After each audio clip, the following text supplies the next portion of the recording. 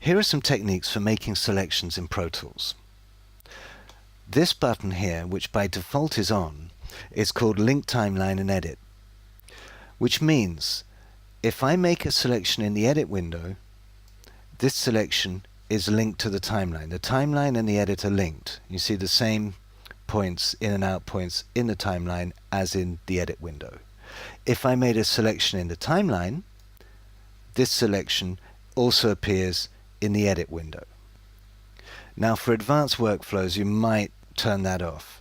99% of the time you leave it on, and throughout what we do here we'll be leaving this on.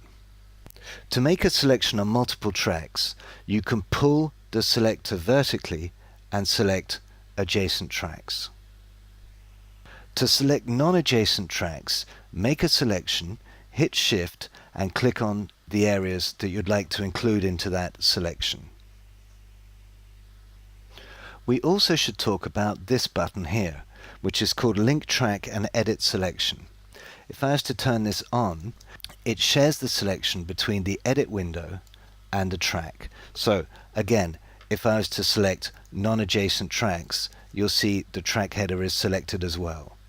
This can be useful for creating groups, duplicating playlists, etc.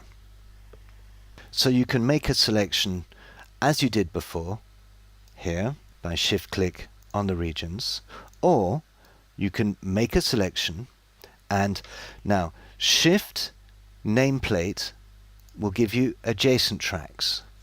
I'll make a selection. Command or Control on PC will give you non-adjacent selections. You can also make a selection on the fly while Pro Tools is running. So to do this, you put Pro Tools into play and you hit the down arrow to make an in point and the up arrow to make an out point. So spacebar to play, and there's the beginning of my selection. You see the blue cursor has stayed on measure 5 in the timeline, and I'm going to go measure 9, 4, and there's the up arrow, and I've made my selection. Now that selection, you can use all the techniques we've just seen, so shift to create adjacent region selections, or I can use the command and click the track header to make non-adjacent selections.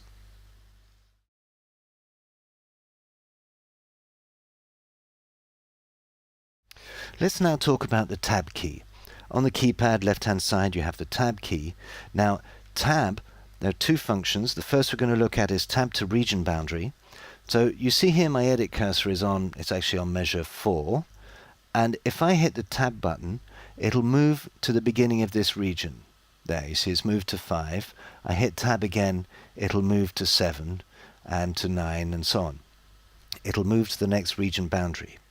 Now, if I use Option Tab, or if I'm on a PC, Alt Tab, it'll tab back the other way. So right, I'm at measure 1 now, so Tab. Now, I can also use Shift. Shift Tab will make a selection. So Shift and Tab, and I've selected one region. Shift Tab again, I have 2 regions. Maybe that's not quite what I wanted, so Tab again, I'm on measure 7 and measure 9. Maybe I wanted 7. So Option or Alt reverses, like on the trim function we saw. So Option Shift Tab, it'll select backwards. Tab to get rid of it. Shift Tab, select forward. Option Shift Tab, select backwards. It's very powerful because now you're free from the mouse. You can just use the keyboard. The next one we're going to look at, I'm going to zoom in on this section here, is this button here. It's called Tab to Transient. Now it does the same thing as Tab to Region Boundary, except it uses transients as its boundaries, as its points. So I'm going to place the cursor right here. Let me just zoom in a bit, and if I hit Tab with Tab to Transients on, it'll tab to the next transient. And you have the same shortcuts. Shift makes a selection. So I've now selected just the snare drum because I've tabbed to the snare transient, and then Shift Tab, tab to the next transient across, which is a piece of hi-hat or something. And you can go backwards Alt or Option, Shift, Tab, and you can make a selection backwards.